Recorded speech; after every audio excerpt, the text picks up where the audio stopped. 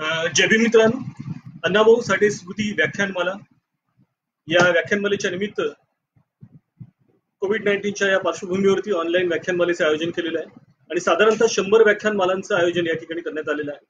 आयोजकांचं मी सर्वप्रथम मनापासून अभिनंदन करतो की त्यांनी हा एक स्तुत्य उपक्रम या ठिकाणी सुरू केलेला आहे। या व्याख्यानमालेचं चौथं पुष्प गुंफण्याचा मान आयोजकांनी मला दिलेला आहे। मारुतीराव कसबे यांनी सर्वप्रथम व्याख्यान गुंफलेलं आहे। गणेश चंदनशिवे यांचं देखील काल परवा व्याख्यान झालं।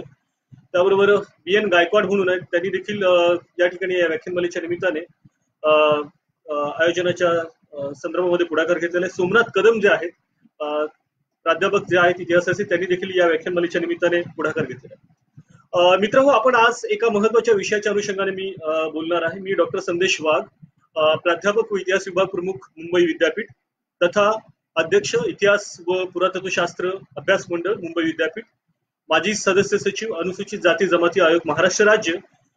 जो काही माझा अभ्यास आहे त्या अभ्यासाच्या अनुषंगाने अण्णाभाऊ साठे यांची जी काही साहित्य आहे या साहित्याची मीमांसा करण्याच्या दृष्टिकोनातून मी या ठिकाणी माझी मांडणी करण्याचा प्रयत्न करतो। ही मांडणी करत असताना मी सर्वप्रथम या ठिकाणी सांगू इच्छितो की अण्णाभाऊ साठे महाराष्ट्रातील जे काही अनेक साहित्यिक होऊन गेले त्याबद्दल एक महत्त्वाचं साहित्यिक जर कोणी असेल तर अण्णाभाऊ साठे आहे।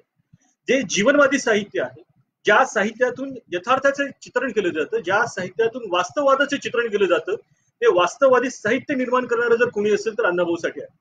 ज्या वेळेला महाराष्ट्रातलं साहित्य, या देशामधलं साहित्य हे संस्कृत भाषेमध्ये अडकून पडलेलं होतं, ज्या वेळेला ते छंदांमध्ये अडकून पडलेलं होतं, ज्या वेळेला त्या संस्कृतीमध्ये अडकून पडलेलं होतं, पद्यामध्ये अडकून पडलेलं होतं, अलंकारामध्ये अडकून पडलं होतं, रूपकामध्ये अडकून पडलं होतं, त्यावेळेला या साहित्यानं साहित्याच्या ठरलेल्या उच्चवर्णीयांच्या फॉर्मॅटमध्ये बाहेर काढून त्याला बहुजनांचं साहित्य करण्याचं जर क्रेडिट कोणाला जात असेल तर बहुजनवादी साहित्यिकांना जातं। आणि मराठी साहित्याच्या इतिहासामध्ये अण्णाभाऊ साठेंचं योगदान हे अत्यंत महत्वाचं योगदान आहे आणि एक दुर्लक्षित असं साहित्यिक जर आपण म्हटलं तर मला वाटतं त्याला काही वावगं ठरणार नाही। अण्णाभाऊ साठेंनी केलेलं साहित्य याचा संपूर्ण जेवढा मला या 1 तासाच्या कालखंडामध्ये मागोवा घेता येईल तेवढा मी घेण्याचा प्रयत्न करेन। हा मागोवा घेत असताना सर्वप्रथम आपण त्यांच्या जीवनचरित्राचा आढावा घेणार आहोत। अण्णाभाऊ साठेंचा जीवनचरित्राचा अभ्यास घेताना आपल्याला लक्षात येते की 1920 ला अण्णाभाऊ साठेंचा जन्म झाला विटेगाव या ठिकाणी सांगलीला, आणि एका मांग समाजात त्यांचा जन्म झाला, अनुसूचित जातीतल्या समाजामध्ये त्यांचा जन्म झाला। आणि त्यावेळेला त्या कालखंडामध्ये अनुसूचित जातीच्या लोकांना ज्या ज्या पद्धतीच्या त्रासांना समोर जावं लागत होतं त्या सर्व त्रासांना अण्णाभाऊ साठे समोर गेलेले आहेत। केवळ ते समोर गेलेले नाही तर त्या जातीप्रथेचे चटके देखील त्यांना लाभलेले आहेत। हजारो वर्षापासून या देशामध्ये चालत असलेली अस्पृश्यता, हजारो वर्षापासून या देशामध्ये चालत असलेली गुलामगिरी, वेठबिगारी, जातीयता, चातुर्वर्ण व्यवस्था, या व्यवस्थेमुळे या देशामधली शूद्रांचं मोठ्या प्रमाणामध्ये हनन झालेलं होतं। आणि अशा या पार्श्वभूमीवरती साहित्याच्या क्षेत्रामध्ये साहित्य म्हणून मांडण्यासाठी अस्पृश्यांना कुठे वाव नव्हता। आणि अशा वेळेला अण्णाभाऊ साठेंनी फारसं काही लिखाण झालेलं नसताना किंवा फारसं काही शिक्षण नसताना जी साहित्याच्या क्षेत्रामध्ये जी कृती केलेली आहे, रचना केलेली, ती अत्यंत महत्वाची आहे आणि फार मूलगामी स्वरूपाची त्यांनी मांडणी या ठिकाणी केलेली आपल्याला सांगतो। हे सांगत असताना मी त्यांच्या जीवनचरित्राचा सुरुवातीला आढावा घेईन। आढावा घेतल्यानंतर अण्णाभाऊ साठेंचे जे काही विविध साहित्य प्रकार आहेत त्या साहित्य प्रकारांचा मागोवा आपण या माध्यमातून घेणार आहोत। हे प्युअरली अकॅडमिक लेक्चर आहे, पॉप्युलर लेक्चर नाही। अकॅडमिक लेक्चर असल्यामुळे त्यांच्या कादंबऱ्या कोणत्या होत्या, त्या कादंबऱ्यांचं कोणत्या पद्धतीने आपण वर्गीकरण करणार आहोत, सामाजिक आशयाच्या कादंबऱ्या कोणत्या आहेत, कल्पनारंजक असणाऱ्या कादंबऱ्या कोणत्या आहेत, स्त्रियांच्या समस्या मांडणाऱ्या कादंबऱ्या कोणत्या आहेत आणि अण्णाभाऊ साठेंचं जीवनवादी कादंबऱ्या कोणत्या आहेत, यांचं आपण टप्प्याटप्प्याने कादंबऱ्यांच्या नावासकट मी विवरण या ठिकाणी करणार आहे। त्यानंतर आपण त्यांच्या लघुकथांकडे बोलूया। त्यांच्या लघुकथा ह्या रंजक नाहीयेत, म्हणजे नासी फडकेंसारख्या रोमॅन्टिसिझम प्रतिबिंबित करणाऱ्या ह्या त्यांच्या लघुकथा नाहीयेत किंवा त्यांच्या कथा नाहीयेत, तर त्यांच्या लघुकथा ह्या जीवनवादी कथा आहेत। आणि त्यामुळे त्यांना या ठिकाणी आपल्याला लक्षात घेणं गरजेचं आहे की त्यांच्या कादंबऱ्या, त्यांच्या लघुकथा ह्या महत्वाच्या आहेत। परंतु त्याही पुढे जाऊन अण्णाभाऊ साठेंनी या 2 साहित्य प्रकारामध्ये न अडकता त्यांनी त्यांची लोकनाट्ये, नाटके आणि नाटिका देखील दिलेली आहे। त्यांची लोकनाट्ये, नाटिका आणि नाटिका ह्या कम्युनिस्ट आयडिओलॉजी पासून प्रभावित झालेला आपल्याला दिसून येतो। अण्णाभाऊ साठेंचे रशियाशी असलेले संबंध, त्यांचे कम्युनिस्ट पक्षाशी असलेले संबंध हे त्यांच्या माटुंग्यामध्ये लेबर कॅम्पमध्ये असताना त्यांचा जो काही तिथे कॉम्रेड लोकांशी संबंध आला तिथून जे विकसित झाले, त्यामुळे त्यांची लेखन शैली ही साम्यवादी दृष्टिकोनातून विकसित झालेला आपल्याला दिसतं। परंतु त्याच्यामध्ये आंबेडकरवादी विचारांचा देखील प्रभाव तितकाच मोठ्या प्रमाणामध्ये पडलेला, त्या दृष्टिकोनातून देखील आपल्याला मांडणी करणं गरजेचं आहे। हे करत असताना आपल्याला पुढे समजते अण्णाभाऊ साठेंनी केलेली पद्यरचना जी आहे ही महत्वाची आहे। मला या ठिकाणी सांगावंसं वाटतं, मी इतिहासाचा जरी विद्यार्थी असलो तरी त्या ठिकाणी मी हो नाही, अनेक जणांचे या ठिकाणी रिमार्क्स येत आहेत. मी त्याच्याकडे जास्त लक्ष नाही देणार. मी मूळ मुद्द्याकडे पुन्हा येतो. जी पद्यरचना आहे, विंदा करंदीकरांची एक कविता आम्हाला होती, कुहू कुहू मुहू मुहू मुहू मुहू कुहू. कविता बघा कशी आहे, कुहू कुहू मुहू मुहू मुहू मुहू कुहू कुहू मुहू मुहू कुहू कुहू कुहू कुहू मुहू कुहू कुहू मुहू मुहू मुहू मुहू कुहू कुहू मुहू मुहू कुहू कुहू कुहू कुहू मुहू मुहू. काय अर्थ आहे जीवनामध्ये? सगळीकडेच कुहू कुहू मुहू मुहू चालू आहे. अशा पद्धतीच्या साहित्यामध्ये रचना करणारे साहित्यिक हे श्रेष्ठ झालेले आहेत. परंतु जीवनवादी साहित्य मांडणारे कवी, जीवनवादी साहित्य मांडणारे बहुजनवादी साहित्यिक हे मात्र आता अनुल्लेखित राहिलेले आहेत. हा देखील महत्वाचा प्रश्न मला या ठिकाणी सांगावासा वाटतो. त्यानंतर त्यांचे प्रवास वर्णन आणि त्यांचे संकीर्ण लेखन यांच्या संदर्भामध्ये देखील बोलणं गरजेचं आहे. अण्णाभाऊ साठेंनी काही कॉम्रेडची टीम जी होती ती रशियाला गेली होती. त्यावेळेला त्यांनी जे काही त्यांचं प्रवास वर्णन आणि संकीर्ण लेखन केलं होतं त्याबद्दल देखील मी या ठिकाणी बोलण्याचा प्रयत्न केला. हे सगळं करत असताना सर्वप्रथम अण्णाभाऊ साठेंच्या जीवनामध्ये साहित्याबद्दल निर्माण झालेली प्रेरणा ही त्यांच्या जीवनाच्या प्रवासातून निर्माण झालेली आहे. त्यांच्या अवतीभोवती असलेल्या वातावरणातून निर्माण झालेले हे आपल्याला सांगणं गरजेचं आहे. हे सांगत असताना आपल्याला सगळ्यात प्रथम समजून घेणं पाहिजे की अण्णाभाऊ साठे कोणत्या समाज रचनेमधून वरती आलेले आहे, कोणत्या समाज व्यवस्थेतून वरती आलेले आहे. हे आपल्याला ज्यावेळेला समजेल त्यावेळेला अण्णाभाऊ साठेंचं साहित्याच्या क्षेत्रामध्ये असलेलं योगदान हे महत्वाचं आहे. ज्यांच्या घरी संस्कृत पाणी भरत होतं, ज्यांच्या घरी शिक्षणाची गंगा होत होती, त्यांच्या घरामध्ये साहित्यिक निर्माण होणं ही काही फार मोठी बाब नाहीये. परंतु ज्यांच्याकडे शिक्षणाचा अभाव आहे त्यांनी शिक्षणाचा अभाव असताना मोठी साहित्य रचना करणं ही फार मोठी बाब आहे. आणि त्या दृष्टिकोनातून अण्णाभाऊ साठेंचं जे काही साहित्य आहे हे साहित्य आपल्याला फार महत्वाचं आहे असं मला वाटतं. मला या ठिकाणी सांगावं असं वाटतं की अण्णाभाऊ साठेंच्या साहित्याच्या संदर्भामध्ये बोलत असताना त्यांची जीवनाची पूर्वपीठिका देखील समजून घेणं गरजेचं आहे. ही पूर्वपीठिका समजून घेताना मला या ठिकाणी सांगावं असं वाटतं की अण्णाभाऊ साठे यांचा जो काही जन्म आहे 1 ऑगस्ट 1920 ला सांगली येथील विटा नावाचं जे काही गाव आहे, खेड आहे, त्या खेड्यामध्ये त्यांचा जन्म झालेला आहे. अत्यंत साध्या अशा कुटुंबामध्ये त्यांचा जन्म झालेला आहे. मांग समाजामध्ये त्यांचा जन्म झाला, ज्याला अनुसूचित जातीचा समाज असं म्हणतो. या अनुसूचित जातीच्या समाजामध्ये त्यांचा जन्म झालेला आहे. ज्यावेळेला डॉक्टर बाबासाहेब आंबेडकरांची चळवळ ही सुरुवात झालेली होती अशा या कालखंडामध्ये त्यांचा जन्म झालेला हे सांगण्यात. कारण साऊथ बोरो फ्रँचाईज कमिशन पुढे 1919 ला डॉक्टर बाबासाहेब आंबेडकरांनी साक्ष दिलेली होती की या देशामधल्या अनुसूचित जातीच्या लोकांना, अस्पृश्यांना हे रिझर्वेशन असायला पाहिजे, राजकीय प्रतिनिधित्व असायला पाहिजे. अशा पद्धतीचा जो अवेकनिंगचा कालखंड होता त्या कालखंडामध्ये या देशामध्ये आंबेडकरवादी चळवळ रुजू होत होती आणि त्याचबरोबर साम्यवादी चळवळ देखील रुजू होत होती. या कालखंडामध्ये अण्णाभाऊ साठेंचा जन्म झालेला आहे आणि हा 1920 चा कालखंड हा अत्यंत महत्वाचा आहे. सांगली जिल्ह्यामध्ये त्यांना आपण पाहतो की विटे गावामध्ये त्यांचा, वाटेगावामध्ये त्यांचा जन्म झालेला आहे, मांगवाड्यामध्ये त्यांचा जन्म झालेला आहे. आणि त्या कालखंडामध्ये त्यांना अनेक बाबींना त्यांना सहन करावं लागलं. शाळेमध्ये गेले त्यावेळेला महार मांगांना शाळेमध्ये बसू दिलं जात नव्हतं. आणि अशा या पार्श्वभूमीवरती अण्णाभाऊंच्या मनावरती त्याचा फार परिणाम झाला आणि अण्णाभाऊंना लक्षात आलं की आपण ह्या शूद्राती शूद्र जातीमध्ये जन्माला आलेलो आहोत आणि त्याच्यामुळे आपल्याला अशा पद्धतीची वागणूक दिली जाते. या गोष्टींचे घाव अण्णाभाऊंच्या मनावरती झालेले हे सांगणं मला गरजेचं आहे. अण्णाभाऊंच्या कुटुंबाच्या संदर्भात जर आपल्याला पाहायला गेलं तर त्यांचा जो काही साहित्याच्या संदर्भामध्ये असलेला जो प्रवाह आहे हा मुंबईच्या लेबर कॅम्पमध्ये येण्याच्या अगोदरचा जो काही प्रवाह त्याच्या कौटुंबिक प्रवाहाकडे जाताना आपण पाहतो. ही जी काही 5 अपत्य त्या कुटुंबामध्ये झालेली होती त्याच्यामध्ये भागूबाई, त्याच्यानंतर मग तुकाराम, जे अण्णाभाऊंचं नाव आहे, 1 ऑगस्ट 1920 ला त्यांचा जन्म झालेला आहे. तुकाराम हे त्यांचं मूळ नाव होतं, परंतु नंतरच्या कालखंडामध्ये नावानिशी बोलवण्याची त्या कालखंडात परंपरा नसल्यामुळे त्यावेळेला त्या ठिकाणी तुकाराम न म्हणता त्यांना अण्णा म्हणायचं आणि अण्णा नंतर मग त्याचा अण्णाभाऊ झालं. हा एक महत्वाचा भाग या ठिकाणी आपल्याला सांगणं गरजेचं आहे. नंतर शंकर म्हणून त्यांचा बंधू होता, त्यांचा बालपणामध्ये मृत्यू झालेला आहे. दुसरा शंकर म्हणून आहे 1925 ला, त्यांचं ते देखील त्यांचे बंधू आहेत. त्याच्यानंतर जाईबाई आहे, त्यांची भगिनी आहेत. या सगळ्या पार्श्वभूमीवरती आपल्याला लक्षात येतं की अण्णाभाऊंचे कुटुंब जे आहे या कुटुंबामध्ये अण्णाभाऊंचं जे काही कुटुंब आहे ह्या कुटुंबामध्ये अण्णाभाऊंचं नाव जे आहे ते तुकारामांचं नाव होतं. नंतरच्या कालखंडामध्ये त्याला अण्णा असं नाव पडलेलं आहे. हा जो काही कालखंड आहे या कालखंडामध्ये अण्णाभाऊंनी अतिशय गरिबीमध्ये त्यांचं बालपण गेलेलं आहे. म्हणजे घरामध्ये अत्यंत श्रीमंती होती, शिक्षणाची गंगा वाहत होती, शिक्षणाची धुरा सगळीकडे वाहत होती, अशातला काही भाग नाहीये.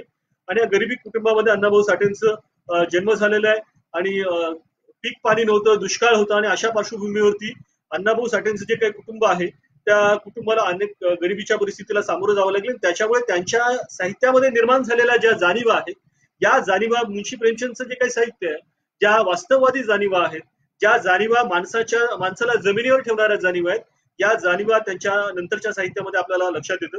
अण्णाभाऊ साठेंचं शिक्षण कुठपर्यंत झालं या संदर्भात ज्यावेळेला प्रश्न निर्माण होतो त्यावेळेला आपल्याला काय म्हणतात की त्यांचं व्हर्नॅक्युलर फायनल पर्यंत म्हणजे इयत्ता 7वी पर्यंत शिक्षण झालं असं काही लोक म्हणतात. परंतु याच्यावरती काही फारसं तथ्य अवलंबून आहे अशातला काही भाग नाही. या संदर्भामध्ये बरीचशा लोकांनी मांडणी केली, बजरंग कोरडेंनी मांडणी केली, बऱ्याचशा लोकांनी मांडणी केलेली आहे.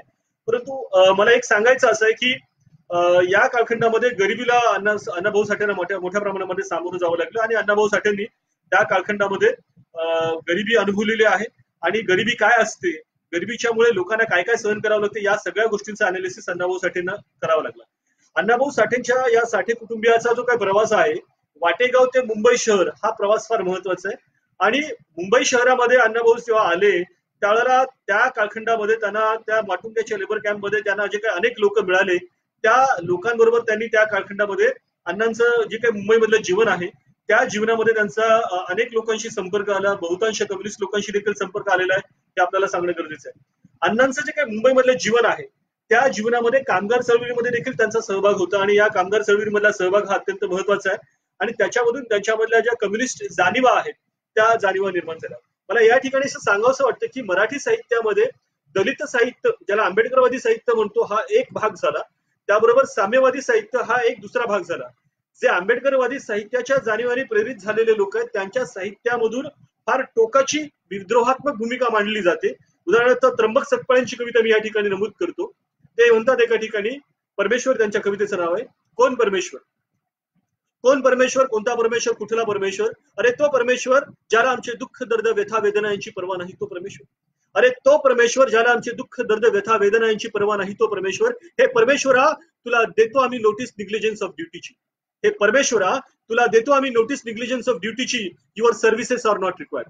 म्हणजे ज्यांनी ज्यांचं कर्तव्य करायला पाहिजे त्यांनी त्यांचं कर्तव्य केलं नाही, म्हणून त्यांच्या कर्तव्य न करण्यामुळे त्यांना निग्लिजन्स ऑफ ड्युटीची नोटीस देऊन त्यांना कर्तव्यापासून वंचित करणं किंवा पदच्युत करण्याची भूमिका आंबेडकरवादी साहित्याच्या माध्यमातून मांडली जाते, ही देखील आपल्याला या ठिकाणी जाणीव ठेवणं गरजेचं आहे.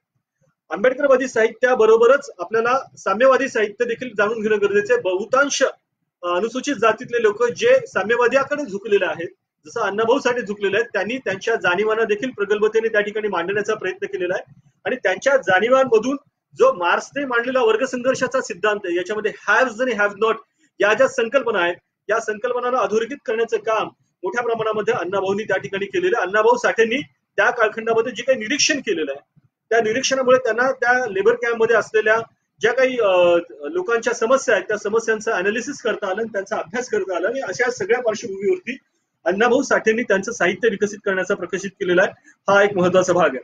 अण्णाभाऊ साठेंच्या लिखाणाचा प्रवास जो आहे हा माटुंग्याच्या लेबर कॅम्प पासून झाला, कामगारवादी जाणीवांच्या माध्यमातून झाला, वास्तववादी साहित्य त्यांनी निर्माण केलं, जीवनवादी साहित्य त्यांनी निर्माण केलं आणि या साहित्यातून नवचेतना देण्याचा प्रयत्न केला.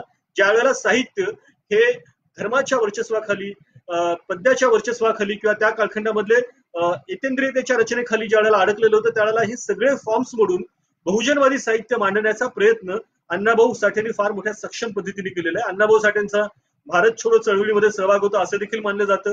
अण्णाभाऊ साठेंचं निश्चित असं योगदान शाहिरीच्या माध्यमातून हे सर्वांनाच ठाऊक आहे, परंतु अण्णाभाऊ साठेंचं महत्वाचं योगदान जे आहे ते संयुक्त महाराष्ट्र चळवळीच्या माध्यमातून देखील आहे.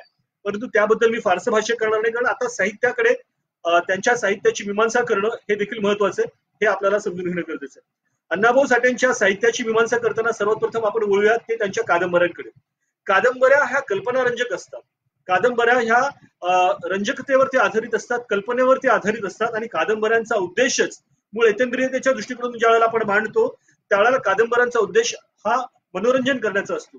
परंतु अण्णाभाऊ साठेंनी त्यांच्या साहित्याच्या माध्यमातून केवळ येतेंद्रियता असणाऱ्या कादंबऱ्या मांडण्याचा प्रयत्न केला नाही, तर त्या कादंबऱ्यातून सामाजिक जाणीवांना विकसित करण्याचा प्रयत्न केला. हे महत्वाचं मला या ठिकाणी सांगावंसं वाटतं की अण्णाभाऊ साठेंच्या कादंबरी लेखनात ज्या वेळेला सुरुवात झाली त्यावेळेला त्या कालखंडामध्ये नासी फडकेंचं वर्चस्व होतं, वि.स. खांडेकरांचा प्रभाव होता आणि यासाठी त्यावेळेला वेगवेगळ्या पद्धतीचे वादविवाद आणि प्रवाह चाललेले होते. हे प्रवाह काय होते हे समजून घेणं गरजेचं आहे की कलेसाठी जीवन का जीवनासाठी कला.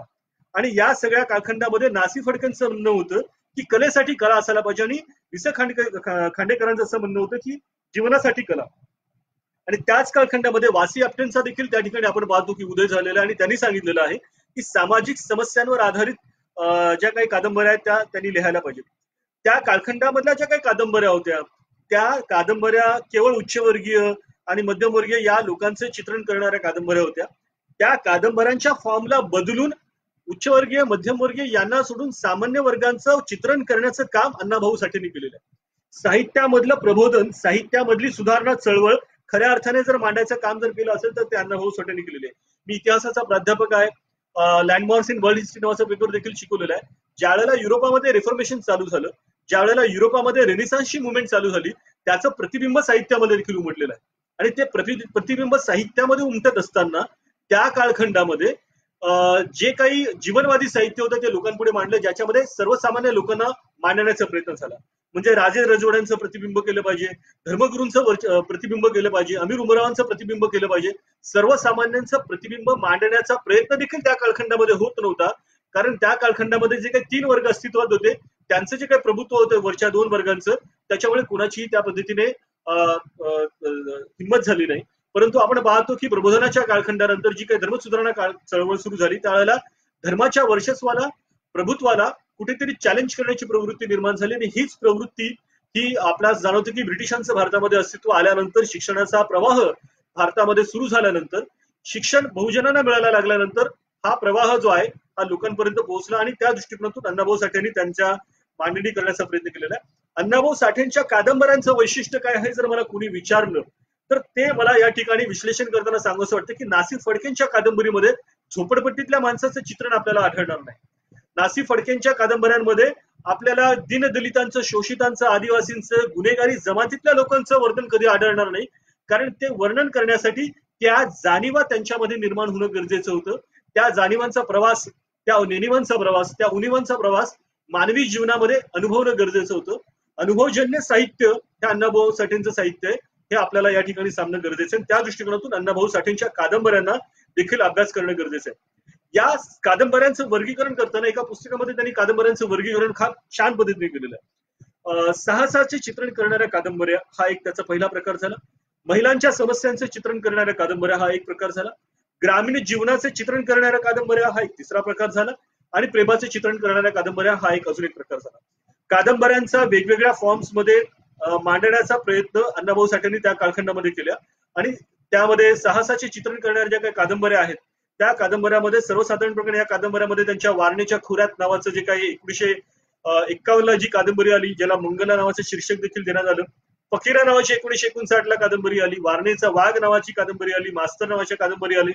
या ज्या सगळ्या कादंबऱ्या आहेत या कादंबऱ्या साहसात्मक कादंबऱ्या आहेत की ज्याच्यामध्ये साहसात्मक स्वरूपाचं वर्णन त्यांनी त्या कालखंडामध्ये केलेलं आहे. आणि या दृष्टिकोनातून त्या कादंबऱ्यांचा अभ्यास करणं गरजेचं आहे.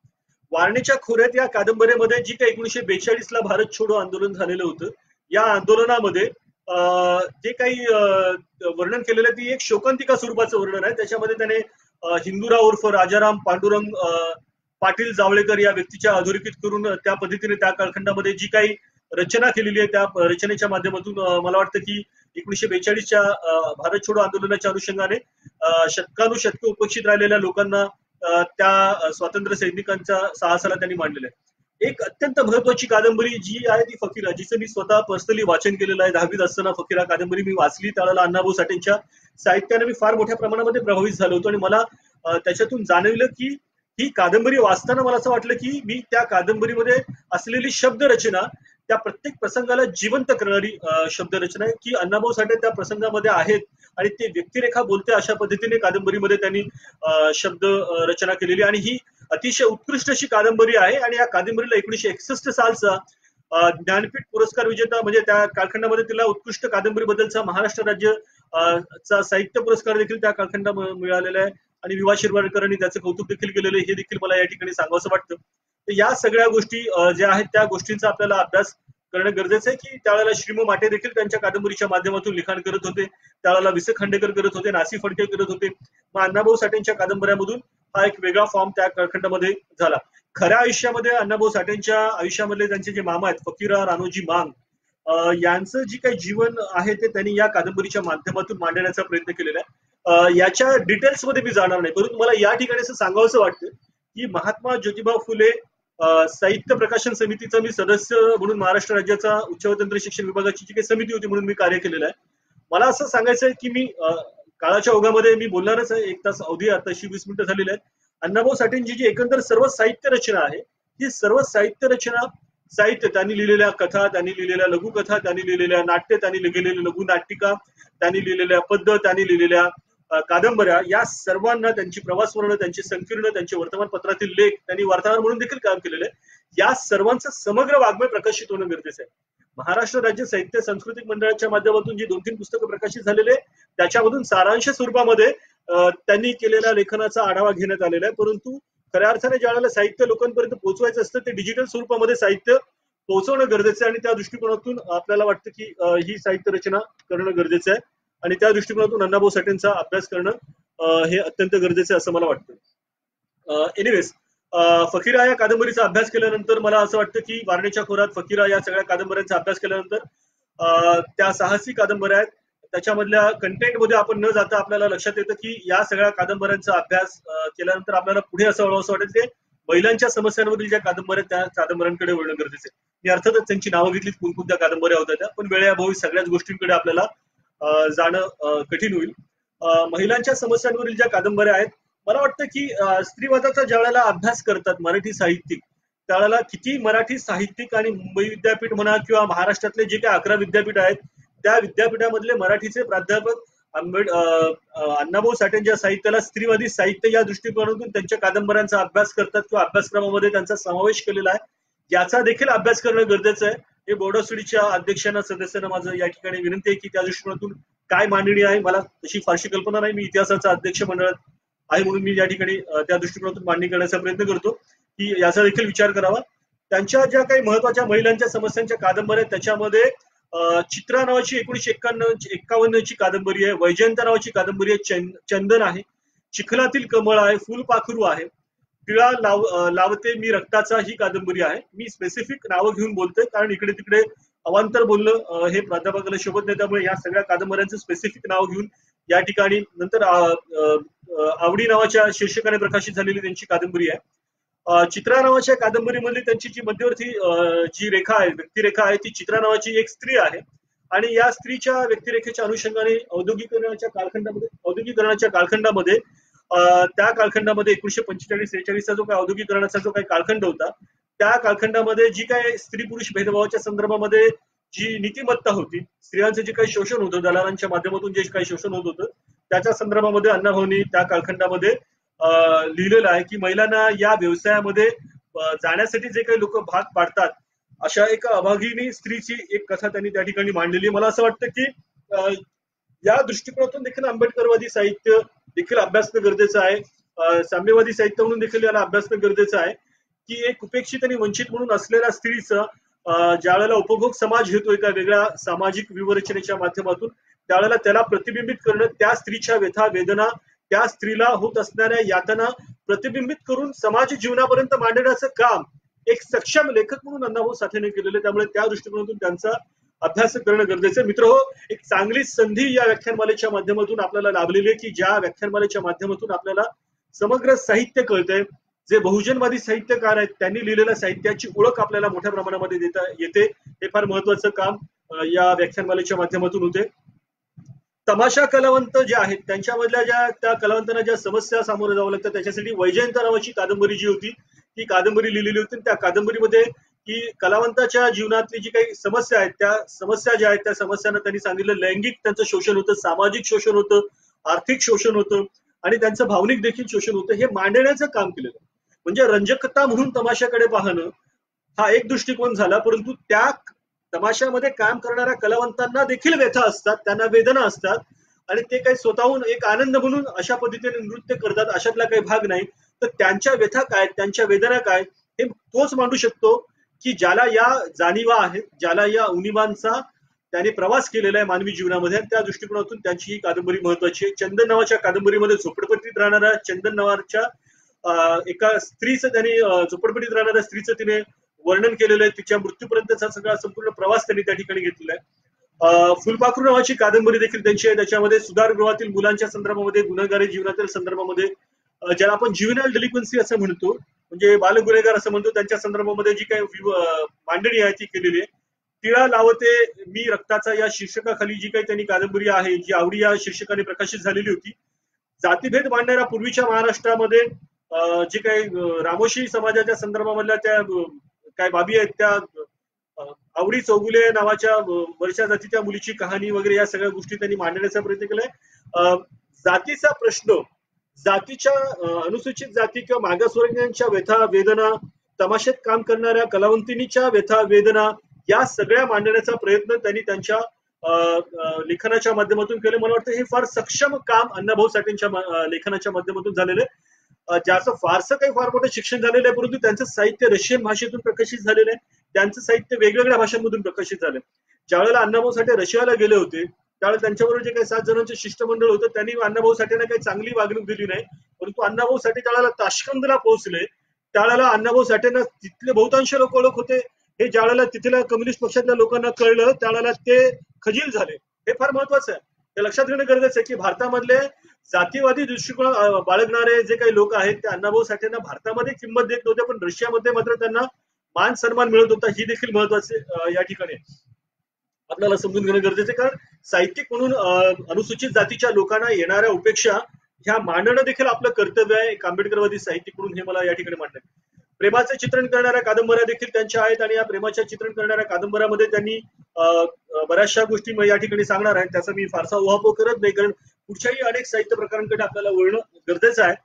त्याच्यामध्ये महादंबचे धवळे, नल दमयंती स्वयंवर वगैरे हे जे काही प्राचीन मराठी साहित्यात ज्या वेगवेगळ्या कथा होत्या त्याच्यामध्ये वेगवेगळ्या पद्धतीचा रोमॅन्टिसिझम आलेला आहे. पण अण्णाभाऊ साठेंच्या ज्या काही कादंबऱ्या आहेत ज्या प्रेमाचं वर्णन करतात, ज्या रोमॅन्टिसिझमला आपण म्हणतो, ते अलगुज आहे, रानगंगा आहे, अहंकार आहे, आग आहे, रूपा आहे, आघात आहे, गुलाम आहे, मयुरा आणि मूर्ती या कादंबऱ्या ग्रामीण पार्श्वभूमीवरच्या प्रेमकथा आहेत. दमा मिराजदारांना आपण ज्यावेळेला साहित्यिक मानतो आणि त्यांची ग्रामीण शैली आहे अशा पद्धतीने मानतो. मग मला असं म्हणायचं मी साहित्याचा अभ्यास करताना ग्रामीण शैलीचा साहित्यिक म्हणून ज्यावेळेला अभ्यास करतात त्यावेळेला अण्णाभाऊ साठेंचा अभ्यास मला एसओबीच्या अभ्यासक्रमात का नव्हता हा प्रश्न मला बऱ्याच वर्षानंतर आज या व्याख्यानमालेच्या निमित्ताने पडलेला आहे. आणि मला वाटतं हे देखील तेवढंच रास्त आहे की आपल्याला असा विचार करणं गरजेचं आहे, जे तुमच्या समोर मांडलं जातं तेच साहित्य असतं अशातला भाग नाही. साहित्याच्या ज्या वेगवेगळ्या डेफिनेशन्स आहेत, म्हणजे सहयाती इति म्हणजे साहित्य, ही डेफिनेशन एक डेफिनेशन सवर्णांनी मांडलेली आहे, परंतु मूळ आपण डेफिनेशन बहुजनवादी साहित्याच्या दृष्टिकोनातून जेव्हा मांडतो त्यावेळेला आपल्याला साहित्य हे समाज जीवनाचं प्रतिबिंब असतं हे देखील मांडणं गरजेचं आहे. आणि त्या दृष्टिकोनातून मला वाटतं की अण्णाभाऊ साठेंचं साहित्य जे आहे हे समाज जीवनाचं प्रतिबिंब असतं. समाज जीवनाचं प्रतिबिंब मांडणारच साहित्य सर्वश्रेष्ठ असतं, कारण या साहित्याच्या माध्यमातून समाजामधल्या व्यथांना, वेदनांना, आशांना, आकांक्षांना, वेदनांना, त्यांच्या भावभावनांना अभिव्यक्त केलं जात असतं. बहुजनांच्या साहित्य वेदनांना अभिव्यक्त करणं खूप महत्वाची बाब आहे. त्या दृष्टिकोनातून अण्णाभाऊ साठेंचं साहित्य आणि त्या दृष्टिकोनातून त्यांच्या या सगळ्या गोष्टींची रचना करणं गरजेचं आहे. मी याच्यामधल्या फारशा डिटेल्समध्ये जाणार नाही, कारण याच्यामध्ये डिटेल्समध्ये जात बसलो तर आपल्याला त्याच्यासाठी अजून पुन्हा 2-3 तास बोलावं लागेल. पण त्यामुळे हा जो काही कादंबऱ्यांमधला हा जो काही भाग आहे या कादंबऱ्यातल्या भागांकडे मी थोडंसं वळतो आणि पुढे जातो. ग्रामीण जीवनाचे चित्रण करणाऱ्या कादंबऱ्या, कारण आता इथे 28 मिनिटं झालेली आहेत, मला अजून अर्धा तास वेळ आहे. त्या अर्धा तासामध्ये मला त्यांचं पद्य, त्यांची नाटकं, त्यांची लघुनाटिका, त्यांचे प्रवास वर्णन, त्यांची संकीर्ण या संदर्भामध्ये देखील भाष्य करायचं, त्यामुळे थोडंसं मला या ठिकाणी वेळेचं बंधन पाळणं गरजेचं आहे आयोजकांच्या वतीने. ग्रामीण जीवनाचे चित्रण करणाऱ्या ज्या कादंबऱ्या आहेत त्यामध्ये त्यांच्या कादंबऱ्या ज्या आहेत त्याच्यामध्ये माकडाची माळ, वैर जी 1964 ला प्रकाशित झालेली होती, त्यानंतर डोळे मोडीत राधा चाले, रानबोका, कुरूप, पाझर यासारख्या ज्या काही कादंबऱ्या आहेत, केवड्याचे कणीस, ह्या कादंबऱ्या ज्या आहेत त्या ग्रामीण जीवनाला प्रतिबिंब करणाऱ्या कादंबऱ्या आहेत. दमा मिरजदारांची जशी ग्रामीण शैली त्यांच्या लेखनाच्या माध्यमातून प्रतिबिंबित होत असते, तशीच या त्यांच्या लेखनाच्या माध्यमातून आपण ज्या वेळेला पाहतो त्यावेळेला त्यांनी देखील त्यांचं जे काही साहित्य आहे त्या साहित्याच्या माध्यमातून त्यांच्या वेगळ्या जाणीवा निर्माण करण्याचा प्रयत्न अण्णाभाऊ साठेंनी त्यांच्या साहित्याच्या माध्यमातून केलेलं आहे असं मी या ठिकाणी सांगतो. अण्णाभाऊ साठेंचं साहित्य हे एक सक्षम साहित्य, जे प्रेमाला देखील अभिरेखित करताना त्या ठिकाणी ग्रामीण जीवनाचा अभ्यास करतं, वंचितांचा अभ्यास करतं, झोपडपट्टीतल्या लोकांना अभिप्रेत असलेलं जीवन, त्यांचं असलेलं प्रेम त्यांना व्यतीत मांडण्याचा प्रयत्न करतं. हा महत्वाचा भाग मी या ठिकाणी मांडण्याचा प्रयत्न करतो. हे सगळं मांडत असताना त्यांचे जे काही त्यांनी हे जे फॉर्म्स आहेत ह्या फॉर्म्सच्या नंतर मला असं म्हणायचं की त्यांचा पुढचा फॉर्म होतो लघुकथेचा. मला फक्त एकच सांगायचं की कादंबऱ्या ह्या कल्पनारम्यतेवरती आधारित असतात आणि ह्या कल्पनारम्यतेच्या माध्यमातून साहित्याची जी रचना असते त्यावेळेला साहित्याची रचना करताना ऐतेंद्रियता महत्वाची असते. ऐतेंद्रियता म्हणजे काय, की तुमची जी काही इंद्रिय आहेत या इंद्रियांना आनंद होतो का, या इंद्रियांना वेदना होतात का, या इंद्रियांना दुःख होतं का, हसू येतं का, रडू येतं काय, ही जी काय आविष्कृती आहे म्हणजे सृजनात्मकता आहे ही साहित्याच्या माध्यमातून मांडायची असते. ही महत्वाचा भाग असतो आणि सृजनशील साहित्य हे खरं साहित्य असतं. आणि सृजनशील साहित्य आणि सर्जनशील साहित्य याचा मिलाप अण्णाभाऊ साठेंच्या कादंबऱ्यांच्या माध्यमातून झालाय. कारण त्या कादंबऱ्या केवळ कल्पनारम्यतेवरती आधारित नाही, केवळ रंजकतेवरती आधारित नाही, केवळ त्या मनोरंजनावरती आधारित नाही, तर त्या कादंबऱ्या महिलांच्या समस्यांचं चित्रण करणार आहे, सामाजिक व्यवस्थेचं चित्रण करणार आहे, ग्रामीण व्यवस्थेचं चित्रण करणार आहे त्यांच्या कादंबऱ्या. अशा पद्धतीने अण्णाभाऊ साठेंच्या साहित्याचं इंटरप्रिटेशन होणं गरजेचं आहे. केवळ अण्णाभाऊ साठे लोकशाहीर होते अशा पद्धतीने जर इंटरप्रिटेशन व्हायला लागलं तर अण्णाभाऊ साठेंच्या साहित्याला आपण एका लिमिटेड आयामामध्ये मांडण्याचा प्रयत्न करतो असं मला वाटतं. एक बहुजनवादी साहित्यिक म्हणून, एक आंबेडकरवादी साहित्यिक म्हणून अण्णाभाऊ साठेंच्या साहित्याला नवीन परामर्श देणं, नवीन दृष्टिकोन देणं आहे गरजेचं आहे. शरद पाटलांनी त्या कालखंडामध्ये जे काही साहित्य लिहिलेलं आहे त्या साहित्याच्या माध्यमातून शरद पाटलांनी त्या कालखंडामध्ये अब्राह्मणी साहित्यशास्त्राचं सौंदर्यशास्त्र मांडण्याचा प्रयत्न केलेला आहे. हे सौंदर्यशास्त्र जे आहे, हे सौंदर्यशास्त्र काय असतं हे समजणं गरजेचं आहे. हे सौंदर्यशास्त्र जे आहे या सौंदर्यशास्त्रामध्ये जी मांडणी केलेली आहे की तथाकथित उच्चवर्णीयांच्या सौंदर्यशास्त्राचे निकष काय आहे, त्यांचे निकष काय आणि बहुजनवादी अब्राह्मणी साहित्याचे सौंदर्यशास्त्राचे निकष काय हे समजून घेणं गरजेचं आहे. आणि अब्राह्मणी साहित्यशास्त्राच्या सौंदर्यशास्त्राच्या निकषामध्ये आंबेडकर साहित्याचे निकष हे फार महत्वाचे. ते महत्वाचे निकष काय, ते वास्तववादी साहित्य हा एक महत्वाचा भाग. ते वास्तववादी साहित्य तर आहेच परंतु जीवनवादी साहित्य देखील आहे, हा दुसरा महत्वाचा निकष आहे जो अण्णाभाऊ साठेंच्या कथांना, कादंबऱ्यांना, त्यांच्या पद्याला, लघु त्यांच्या संकीर्णांना, त्यांच्या वृत्तपत्रीय लेखनाला लागू होतो. एक वास्तववादी साहित्य, त्यांचं विद्रोहात्मक साहित्य, त्याच्यानंतर नकारात्मक साहित्य देखील आहे. नकारात्मक यासाठी आहे कारण त्यांनी या व्यवस्थेला नाकारलेलं आहे. त्यांनी या व्यवस्थेमध्ये जोहार मायबाप करण्याची परंपरा नाकारलेली आपल्याला दिसून येतं. त्यामुळे अण्णाभाऊ साठेंच्या साहित्य रचनेमध्ये त्यांचे नायक हे बहुजन आहेत, त्यांचे नायक हे अनुसूचित जातीचे आहेत, त्यांचे नायक फकीरासारखा नायक हा मान समाजातला आहे. हे केव्हा होतं साहित्यामध्ये चित्रण, ज्या वेळेला तुम्ही साहित्यामधले जे पॅरामीटर्स आहेत ते तुम्ही नल दमयंतीच्या माध्यमातून जे काही मांडलं ते तुम्ही सोडून द्या. नल दमयंती, राजा राणी या सगळ्या गोष्टींमधून बाहेर पडून त्यांचा नायक एक बहुजन समाजाचा माणूस होऊ शकतो जो रॉबिन हुड आहे, जो रॉबिन हुड लोकांना मदत करतो. तो रॉबिन हुड अण्णाभाऊ साठेने फकीराच्या माध्यमातून मांडला. म्हणजे ज्यावेळेला लंडनमध्ये शेक्सपियर मांडतो त्याची सुखांतिका होते, शोकांतिका होते, त्याला आपण डोक्यावर चढवतो. परंतु अण्णाभाऊ साठे ज्यावेळेला इकडे रॉबिन हुडच्या पद्धतीने जर फकीराला चित्रण करतो तर त्याला आपण तितक्या पद्धतीने मानपान देतो की नाही, हा महत्वाचा प्रश्न आपल्याकडे, सगळा प्रश्न दृष्टिकोनाकडे वळतो हे मला या ठिकाणी सांगावंसं वाटतं. लघुकथे वळत असताना आपल्याला त्यांच्या काय लघुकथा आहेत, त्यांचे काय वर्गीकरण हे एका लेखकाने त्याच्यामध्ये मांडले, त्याचा मी थोडासा परामर्श घेण्याचा मी प्रयत्न करतो. त्यांच्या ज्या लघुकथा आहेत त्या लघुकथांमधून सामाजिक परामर्श त्यांनी घेतलेला आहे. साहित्याचे जे काही वेगवेगळे प्रकार आहेत त्याच्यामध्ये दीर्घकथा देखील असतात, त्याच्यामध्ये लघुकथा देखील असतात. आणि या लघुकथेच्या माध्यमातून जे काही संदेश असतात ते त्या कालखंडामध्ये देण्याची पद्धत असते. आणि ती एक वेगळी प्रस्थापित शैली त्या कालखंडात डेव्हलप झाली होती, ती नाझी फडकेंनी डेव्हलप केलेली होती. हा एक महत्वाचा भाग आपल्याला लक्षात घेणं गरजेचं आहे. आणि त्याहून एक वेगळी शैली डेव्हलप करण्याचा प्रयत्न अण्णाभाऊ साठेंनी केला. त्याच्यामध्ये त्यांनी सामाजिक जाणीवांना मांडण्याचा प्रयत्न केला, वास्तववादी जाणीवांना मांडण्याचा प्रयत्न केला, आत्मचरित्रात्मक स्वरूपामध्ये केला. समाजातले जे काही तळागाळातले लोक आहेत त्या समाजातल्या तळागाळातल्या लोकांना त्यांच्या कथेमध्ये नायकत्व देणं, नायकिनीत्व देण्याची पद्धत ही अण्णाभाऊ साठेंनी त्या कालखंडामध्ये त्यांच्या साहित्याच्या माध्यमातून विकसित केली. हे महत्वाचे अंधश्रद्धेच्या विरोधामध्ये आहेत, प्रेमकथा आहेत, कौटुंबिक कथा आहेत, या सगळ्या कालखंडामध्ये त्यांच्या मांडलेल्या आहेत. म्हणजे त्यांच्या साहित्यामध्ये हे अनुसूचित जाती जमाती किंवा मागास, दलित हा शब्द आम्ही वापरत नाही आंबेडकरवादी साहित्यिक म्हणून म्हणा किंवा आंबेडकरवादी इतिहासकार म्हणून म्हणा, जे मांडतात तो अनकॉन्स्टिट्युशनल शब्द आहे, त्यामुळे हा शब्द आम्हाला मूलतः अमान्य आहे. हा मी या ठिकाणी महत्वाचा भाग या ठिकाणी सांगतो.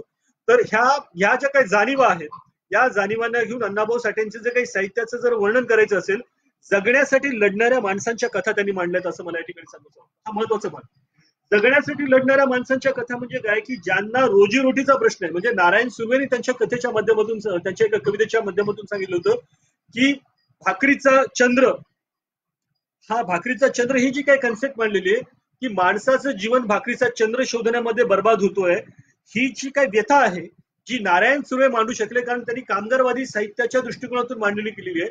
जर कामगारवादी साहित्याच्या दृष्टिकोनातून नारायण सुर्वेंचा अभ्यास केला जातो तर मग अण्णाभाऊ साठेंचा अभ्यास का केला जात नाही, हा देखील महत्वाचा प्रश्न माझ्या पुढे या ठिकाणी मला वाटतं की हा महत्वाचा प्रश्न या ठिकाणी आहे. म्हणजे रामोशांच्या कथा असोत किंवा आणखीन काही कोंबडी चोर नावाची कथा असो, अशा अनेक कथा त्यांच्या आहेत. त्या कथांच्या माध्यमातून त्यांनी त्यांचं लिखाण करण्याचा प्रयत्न केलेला आहे आणि या कथांचा देखील अभ्यास करणं आपल्याला गरजेचं आहे. ज्या वेळेला याचा आपण अभ्यास करू त्यावेळेला मला वाटतं अण्णाभाऊ साठेंनी काय समग्र पद्धतीने लिखाण केलेलं ह्या सगळ्या गोष्टींचा अभ्यास आपल्याला असे कळेल. स्मशानातलं सोनं नावाची एक कथा त्यांनी त्या ठिकाणी मांडली होती. या कथेचा नायक आहे भीमा आणि तो त्याच्या विमनस्क परिस्थितीचा त्याचा जो काही राख्यामध्ये त्याला सोन्याची अंगठी दिसते आणि मग त्याच्यानंतर तो पोट भरू लागतो. स्मशानामध्ये प्रेत दफन करताना त्याच्या जीवनामध्ये कशा पद्धतीने म्हणजे स्मशानामध्ये प्रेत दहन करणाऱ्या माणसाची शोकांतिका किंवा त्याचं जीवन मांडण्याचा प्रयत्न देखील केलेला आहे. मला वाटतं अशा पद्धतीचे कॅरेक्टर्स जे समाजातल्या जीवनामध्ये अनुलेखित आहे. आम्ही इतिहासामध्ये मांडतो. आता आमचे ज्ञानोबा कदम या ठिकाणी आहेत, सोमनाथ कदम आहेत, आमचे आंबेडकर हिस्ट्री काँग्रेसच्या माध्यमातून आम्ही शैलेंद्र लेंडे देखील मला या ठिकाणी दिसत आहेत, सुधीर सेंदाणे आमचे आहेत, जगदीश नगरकर देखील आहेत, बरेच लोक या ठिकाणी निलेश राऊत आहेत. आम्ही जी काय आंबेडकरवादी इतिहासाची रचना करत आहोत त्याच्यामध्ये आमचं म्हणणं आहे की हॅव्स अँड हॅव नॉट हा तुम्ही मांडलेला प्रकार आहे, पण आम्ही we do not exist in history. म्हणजे या देशाच्या हजारो वर्षाच्या साहित्यामध्ये स्मशानामध्ये काम करणाऱ्या माणसाच्या देखील कॅरेक्टर एक कथेचं कॅरेक्टर असू शकतं. हे कधी विचारात आलेलं नव्हतं. त्या विचारात आणण्याचं काम अण्णाभाऊ साठेंनी केलं. ही फार मोठी बाब मला या ठिकाणी मांडावीशी वाटते आणि त्या दृष्टिकोनातून अण्णाभाऊ साठेंच्या साहित्याचा अभ्यास करणं गरजेचं आहे. We do not exist in history म्हणजे काय की we are never been interpreted in history. Sanskrit ही देवभाषा होती आणि संस्कृतला सर्वसामान्यांना शिकण्याचा अधिकार नव्हता. त्यामुळे सर्वसामान्य लोक त्यांच्या व्यथा मांडू शकत नव्हते, त्यांच्या भावनांना अभिव्यक्त करू शकत नव्हते आणि त्याच्यामुळे अरुण कांबळेंनी सांगितलं की बाबासाहेब आंबेडकरांमुळे काय झालं परिवर्तन. ते परिवर्तन अण्णाभाऊ साठेंच्या कवितांच्या माध्यमातून लेखनाच्या माध्यमातून येतं. अरुण कांबळे साहेबांचा माझा घरचा संबंध होता. त्यांची शब्द नावाची कविता मला आठवते या ठिकाणी अण्णाभाऊ साठेंच्या साहित्याचा अभ्यास करताना. आज माझा प्रत्येक शब्द आभाळ झालाय. आज माझा प्रत्येक शब्द आभाळ झालाय. मी पडून होतो, सडून होतो, कुडून होतो, इतक्यांदा अर्थच नव्हता माझ्या शब्दात. आज माझा प्रत्येक शब्द आभाळ झालाय. मी पडून होतो, कुडून होतो, सडून होतो, इतक्यांदा अर्थच नव्हता माझ्या शब्दांना. आज माझा प्रत्येक शब्द आभाळ झालाय. 7 समुद्रा पलीकडे गेला. माझा शब्द कोनाडात पडलेला, माझा शब्द कोनाडात पडलेला वापरला गेला तो वापरला जायचा अधूनमधून पोतारासारखा. आज माझा प्रत्येक शब्द आभाळ. मी पडून होतो, सडून होतो, कुडून होतो, इतक्यांदा अर्थच नव्हता माझ्या शब्दात. ह्या शब्दांना आभाळ करण्याचं काम या देशामध्ये ब्रिटिशांनी जे शिक्षण व्यवस्था सुरू केली त्याला जातं. बाबासाहेब आंबेडकरांनी जी चळवळ सुरू केली त्याला जातं आणि त्या दृष्टिकोनातून ह्या नवीन जाणीवा विकसित झालेल्या त्या दृष्टिकोनातून अण्णाभाऊ साठेंच्या साहित्याला देखील पाहणं गरजेचं आहे. रण नावाची त्यांची लघुकथा आहे आणि मग त्याच्यामध्ये पुन्हा एकदा आपण पाहतो की सर्वसामान्य माणूस त्यांच्या कथेमध्ये त्यांचं नायकत्व आहे. आणि मग उपकाराची फेड नावाची त्यांनी एक लिहिलेली आहे कथा. त्याच्यामध्ये विविध जातींमधील उच्च निश्चितेचा भेद कसा आहे आणि त्यांनी असं म्हटलेलं आहे की जाती व्यवस्था हा संसर्गजन्य रोग आहे. फार महत्वाची गोष्ट. जाती व्यवस्था ही संसर्गजन्य रोग आहे हे मांडणं देखील त्या कालखंडामध्ये महत्वाचं आहे. आणि ही कथा त्या अनुसूचित जाती जमातीच्या लोकांवरील अत्याचाराचा जो काही अभ्यास करणं आहे, त्यांना अभिष्कृत करण्याचा जो भाग आहे, हा बाबासाहेब आंबेडकरांच्या जाणीवांच्या आंदोलनाचा परिणाम असं या ठिकाणी मला एक साहित्यिक म्हणून किंवा लेखक म्हणून मला या ठिकाणी प्रतिबंधित करायचं म्हणलं. जग बदल घालून घाव सांगून गेले आम्हाला भीमराव, असं बाबासाहेबांच्या संदर्भामध्ये म्हणण्याची गरज का पडते?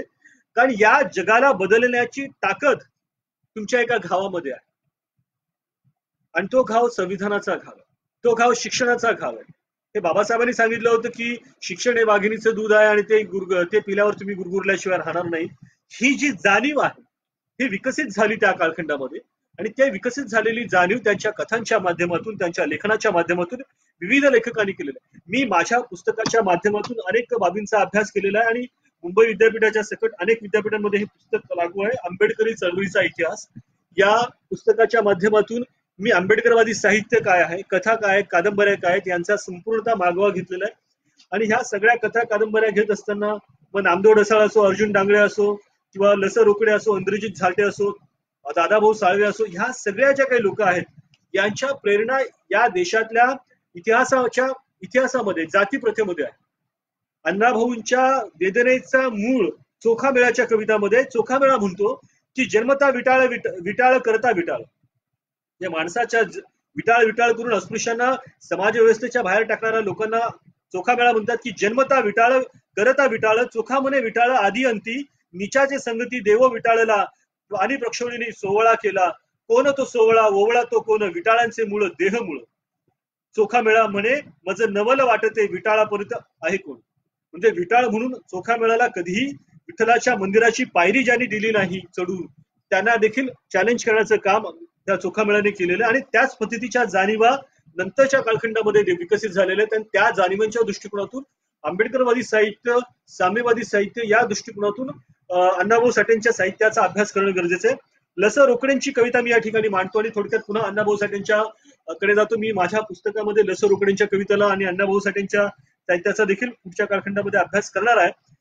रोकडे म्हणतात एका ठिकाणी की फक्त ओंजळभर पाण्यासाठी, फक्त ओंजळभर पाण्यासाठी रक्त सांडायची पाळी येते ना, फक्त ओंजळभर पाण्यासाठी रक्त सांडायची पाळी येते ना, संघर्ष सत्याग्रह करावे लागतात. 1927चा बाबासाहेब आंबेडकरांचा महाड चौदार तळे सत्याग्रह, त्या कालखंडात अण्णाभाऊ साठेंचा 1920ला झालेला जन्म आणि 7 वर्षाचे अण्णाभाऊ असताना झालेला हा सत्याग्रह देखील समजणं गरजेचं आहे. फक्त ओंजळभर पाण्यासाठी रक्त सांडायची पाळी येते ना, संघर्ष सत्याग्रह करावे लागतात ना, तू या संस्कृतीच्या मोठेपणावर. आई तुझा जन्म इथे झाला म्हणून का तुझा हा देश, आई तुझा जन्म इथे झाला म्हणून का हा तुझा देश, तुझ्या पोटी जन्म घेतला म्हणून का हा माझा देश, अशा ह्या देशाला मी माझा का म्हणावं, अशा या देशाला मी माझं का म्हणावं. हे म्हणण्याची ताकद ही वास्तववादी जाणीवेची ताकद, ही प्रखरता जी आहे, ही प्रखरता आंबेडकरवादी साहित्याच्या माध्यमातून मांडली जाते आणि त्या दृष्टिकोनातून मांडण्याचा सौम्य प्रयत्न अण्णाभाऊ साठेंच्या साहित्यामधून देखील झालेला हे मला सांगावंसं वाटतं. नामदेव ढसाळ्यांनी जो मांडलेला फॉर्म आहे, कंपॅरेटिव्ह अनालिटिकल फॉर्म मध्ये ज्यावेळेला आपण करतो त्यावेळेला तो फॉर्म देखील समजून घेणं गरजेचं आहे. आणि मग तो समजताना स्वातंत्र्य कुठल्या गाडवीचं नाव आहे, राजराज्याच्या कितव्या घरात आपण राहतो, उद्गम विकास उंची संस्कार संस्कृती कंचा मूलभूत अर्थ स्वातंत्र्याचा, हे म्हणण्याची ताकद का निर्माण होते, कारण स्वातंत्र्य ज्यांनी अनुभवलेलं नाही त्यांना स्वातंत्र्याचं महत्व असतं आणि ते स्वातंत्र्य काय आहे ते सांगण्याकरता ते आविष्कृत होतात. त्या दृष्टिकोनातून अण्णाभाऊ साठे, नामदेव ढसाळ यांचा अभ्यास करणं गरजेचं आहे. अर्जुन डांगणे म्हणतात की आता तुझ्या मुरदाड मनातून ठिणग्या फुलू देत, आता तुझ्या मुरदाड मनातून ठिणग्या फुलू देत, आता तुझ्या रुख्या सुख्या ओठातून ज्वाळा निघू देत, आता तुझ्या रुतलेल्या पावलांना चाके फुटू देत, आता तुझ्या हातातील बेड्या कडाकडा तुटू देत. बेड्या कडाकडा तुटू देत म्हणणाऱ्या अर्जुन डांगणेंची कविता आणि अण्णाभाऊ साठेंची कविता, या दोन्ही कवितेमधला आशय हा वास्तववादी आशय आहे आणि हा आशय माणसाला अभिव्यक्त करणारा आशय, त्याला स्वतंत्र करणारा आशय, त्यांच्या जाणीवांचा प्रवास मांडणारा आशय आहे, हे सांगणं गरजेचं आहे. अण्णाभाऊ साठेच्या साहित्याची प्रेरणा आंबेडकरवादी आहे, साम्यवादी आहे. बाबासाहेब आंबेडकर अशा एका ठिकाणी म्हटले होते की माणूस जिवंत असूनही जिवंत नसतो का, कारण त्याचं मन जिवंत नसतं. हजारो वर्ष या देशामधले अस्पृश्य जिवंत होते, पण ते जिवंत असूनही मृतवत होते कारण त्यांचं मन जिवंत नव्हतं, आणि त्यांचं मन जिवंत नव्हतं म्हणून ते जिवंत असतानाही मृतवत होते. अशा या दृष्टिकोनातून बाबासाहेब आंबेडकरांनी मांडलेले, म्हणून मनाचं स्वातंत्र्य हे सर्वात मोठं स्वातंत्र्य हे बाबासाहेबांनी ताकद, आणि त्या दृष्टिकोनातून त्या जाणीवेचा प्रवास अण्णाभाऊ साठेंच्या कथांच्या माध्यमातून अण्णाभाऊ साठेंच्या त्यांनी अभिव्यक्त केलेला आहे. आणि त्या दृष्टिकोनातून त्यांच्या कथांना, कादंबऱ्यांना आपल्याला समजून घेणं गरजेचं आहे. त्यांच्या आबी नावाची कादंबरी, त्यांची जी काही कथा आहे त्याच्यामध्ये ग्रामीण विलीचं त्यांनी व्यक्तिचित्र केलेलं आहे. त्याबरोबरच आपण पाहतो की खुळवंडी, कृष्णाकाठच्या कथा, स्वप्न सुंदरी, कथा संग्रहातील रामोशी, सावळा मांग, फरारी, जिवंत काडतूस, निळू मांग वगैरे वगैरे, या सगळ्या लोकांमधून त्यांनी असं मांडण्याचं की त्यांनी ज्या वेळेला कादंबऱ्यांमधून मागासवर्गीयांना अभिप्रेत व्यक्तिरेखा म्हणून चित्रित केलं जात नव्हतं, त्यावेळेला त्यांनी त्यांना चित्रित करण्याचा प्रयत्न केला, हे फार महत्वाचं आहे. वेताळ नावाची त्यांच्या कथा आहे, त्याच्यानंतर मानकी नावाची कथा आहे, चंगीज खान नावाची कथा आहे, रंबी नावाची एक कथा आहे, त्याच्यात अल्पवयीन मुलीच्या संदर्भात त्यांनी मांडलंय. काळे मास्तर यांची एक कथा आहे की अट्टल दारूबाज व्यक्ती आणि त्याचं कुटुंब उद्ध्वस्त झालेलं. ह्या ज्या सगळ्या कथा आहेत, या कथेच्या माध्यमातून त्यांनी मानवी जीवनाला आविष्कृत करण्याचा प्रयत्न केलेला आहे. त्यांच्या साहित्याची सृजनात्मकता, त्यांच्या साहित्यातली सर्जनशीलता ही अनुभवजन्य आहे, आणि अनुभवजन्य असल्यामुळे त्यांच्या साहित्याच्या माध्यमातून या समाज जीवनाला खऱ्या अर्थाने त्यांनी प्रतिबिंबित केलेलं आहे. कलात्मक आणि विनोदात्मक कथा देखील त्यांनी लिहिलेल्या आहेत, त्याच्याबद्दल मी थोडक्यात म्हणतो. शिकार नावाची कदम त्यांनी या ठिकाणी त्या मोहिमेचं त्यांनी वर्णन केलेलं आहे. कृष्णाकाठची कथा आहे, अमृत नावाची कथा आहे. जुन्या वैदू लोकांमध्ये परंपरा असायची की ते औषध कोणत्या आहे शेवटपर्यंत सांगायचे नाहीत, कोणत्या आजारावरती काय लागतं, परंतु नंतरच्या कालखंडामध्ये ते कळते की कोणतं औषध आहे. म्हणजे छोट्या छोट्या विषयांना घेऊन तळागाळातल्या लोकांना घेऊन त्यांना आविष्कृत करण्याचं काम त्यांना मांडण्याचं त्यांनी केलं. त्यांच्या कथांमध्ये दुखांतिका देखील आहे, जसे शोकांतिका आणि सुखांतिका. सुखांतिका आणि शोकांतिका हे नाटकाचे प्रकार आहेत, जे हेल्मेट शेक्सपियरच्या नाटकांमध्ये दुखांतिका मोठ्या प्रमाणामध्ये आहेत. म्हणजे जसं मॅकबेथ एका ठिकाणी म्हणतो, मी या ठिकाणी म्हणजे थोडक्यात कंपॅरेटिव्ह माध्यमातून, life is a tale told by an idiot. Life is a tale told by an idiot full of sound and fury but signifying nothing. म्हणजे आयुष्य एक वेड्याने सांगितलेली गोष्ट आहे आणि त्याच्यामधून काही अर्थ निष्पत्ती होत नाही. असं बरेचदा आपल्याला आयुष्याच्या शेवटी वाटतं की ज्या गोष्टींच्या पाठी आपण धावत असतो त्या गोष्टी निरर्थक असतात, ज्यांचा आपण विचार करून आपण जीवन जगताना मोकळेपणे जगू शकत नाही. त्या सर्व बाबी ह्या आयुष्याच्या शेवटी आपल्याला लक्षात येतात की हे असं काहीच नव्हतं आणि त्याच्या मनामध्ये असं काहीच नव्हतं, परंतु आपण मात्र आपल्या मनाचे भ्रम निर्माण करून घेतले आणि आपण आपल्या एका चौकटीमध्ये जगत गेलो. हे चौकटीमध्ये असणारं जीवन मांडण्याचा प्रयत्न त्या कालखंडामधल्या साहित्यिकांनी केला आणि शेवटी सांगितलं की आयुष्याच्या शेवटी काय महत्वाचं असतं हे सांगण्याच्या दृष्टिकोनातून शोकांतिकेचा अभ्यास हा लंडनमध्ये मोठ्या प्रमाणामध्ये होतोय. ते आता तो सगळीकडे. दुखांतिकाच्या ज्या कथा आहेत त्याच्यामध्ये रेड झुंज नावाची कथा आहे, त्याच्यानंतर डोळे, जखम, कोकिळा, स्मशानातील सोनं, प्रायश्चित्त, दिवा रामोशी, या ज्या सगळ्या कथा आहेत यांचा देखील आपल्याला अभ्यास करणं गरजेचं आहे. अंधश्रद्धेच्या विरोधामधल्या त्यांच्या कथा देखील आहेत. मरी आईचा गाडा, कृष्णाकाठच्या कथा, या सगळ्या, तीन भाकरी, बोलकं मुंडकं, भूतांचा वाडा, सूड, चालतं मड, मरी आईचा गाडा, ह्या सगळ्या अंधश्रद्धेच्या संदर्भामध्ये, म्हणजे ज्या वेळेला हा तळागाळातला समाज अंधश्रद्धेमध्ये गुंतलेला होता त्यांना अंधश्रद्धेच्या मधून बाहेर काढण्याचं काम जे आहे ते अण्णाभाऊ साठेंनी त्यांच्या साहित्याच्या माध्यमातून केलेलं हे मला या ठिकाणी सांगावंसं वाटतं. आणि त्यांच्या ज्या प्रेमकथा आहेत त्याच्यामध्ये कोकिळा नावाची आहे, ती निष्पाप प्रेमाची दुखांतिका आहे. वेडावारा नावाची एक कथा आहे, ती त्याच्या वेगळेपणामुळे त्याच्यामध्ये होतं की विवाहित तरुणीच्या संदर्भामध्ये त्यांनी मांडणी केली. राणी नावाची कथा आहे. अशा अनेक कथा ज्या आहेत त्यांच्या प्रेमकथा म्हणून पिला नावाची कथा आहे. या सगळ्या कथांच्या माध्यमातून त्यांनी मांडण्याचा प्रयत्न केला. बरंचसं बोलण्यासारखं आहे आणि 1 तासाच्या अवधीमध्ये अण्णाभाऊ साठेंच्या साहित्याचा पूर्ण अभ्यास करणं अशक्य आहे. एक एक कविता घेऊन त्या कवितेचा अर्थ आणि अन्वयर्थ लावण्याची पद्धत प्राध्यापकांना असते, त्याच्यावरती ते तासन तास बोलू शकतात. आणि अशा वेळेला आयोजकांनी त्यांच्या कथा, त्यांच्या कादंबऱ्या, त्यांचे नाटकं, त्यांची लघु नाटकं, त्यांचे बरेचसे सगळे जे साहित्याचे प्रकार आहेत त्यांना 1 तासामध्ये जर संपवायला सांगितलं तर मला वाटतं ते अशक्य होईल.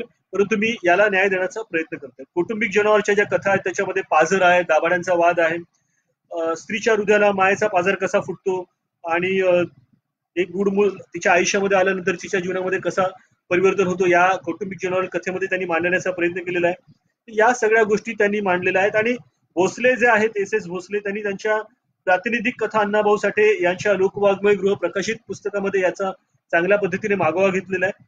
अण्णाभाऊ साठेंची जी काही नाटकं आहेत, लोकनाट्ये, नाटके आणि नाटिका यांच्याकडे आपण बोलूयात.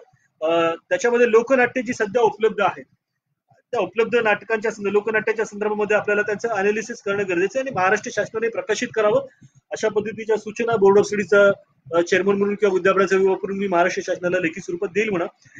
त्याच्यामध्ये एक असं आहे की अकलेची गोष्ट नावाचा 1945 ला एक त्यांचं लोकनाट्य होतं. खापऱ्या चोर आहे, देशभक्त घोटाळे 1946 ला आलेला आहे, निवडणुकीत घोटाळे 1946 ला आलेलं आहे, शेडजीचं इलेक्शन 1946 ला आलेलं आहे, बेकायदेशीर 1947 ला आलंय, माझी मुंबई 1948 ला आलेलं आहे, मूक मिरवणूक 1949 ला आलेलं आहे, लोकमंत्र्यांचा दौरा 1952 ला आलेला आहे, पुढारी मिळाला म्हणून 1952 ला आलंय, बुलंदर बुडवे, पेंग्यांचं लगीन, दुष्काळात 13वा इनामदार नाटक 1948 ला आलेलं आहे. हे सगळे त्यांचे जे काही 12-14 आपल्याला 14 साधारणतः लोकनाट्य त्यांची आपल्याला अवेलेबल आहेत, त्यांचा अभ्यास करणं गरजेचं आहे. मुळातच ही जी काही लोकनाट्य लिहिण्याची जी काही पद्धत अण्णाभाऊ साठेंनी विकसित केली ती त्यांच्या कम्युनिस्ट सहकाऱ्यांबरोबर केली. कारण लेबर कॅम्पच्या मध्ये राहत असताना त्यांना त्यावेळेला बऱ्याचशा लोकांबरोबर जे सहकारी त्यांचे होते ते त्या कालखंडामध्ये असे होते. ते म्हणून लाल बावटा नावाचं जे कलापथक होतं त्या कलापथकासाठी अण्णाभाऊंनी लोकनाट्य, लावण्या, पोवाडे हे वाङ्मय प्रकार हाताळलेले. म्हणजे अण्णाभाऊ साठेंचं संपूर्ण आयुष्य, त्यांचे संपूर्ण हयात साहित्यामध्ये गेलेले आहे. परंतु हे साहित्यामध्ये जात असताना अण्णाभाऊ साठेंनी त्यांचं साम्यवादी विचारसरणीशी असलेली नाळ ही कुठे थांबवलेली नाही.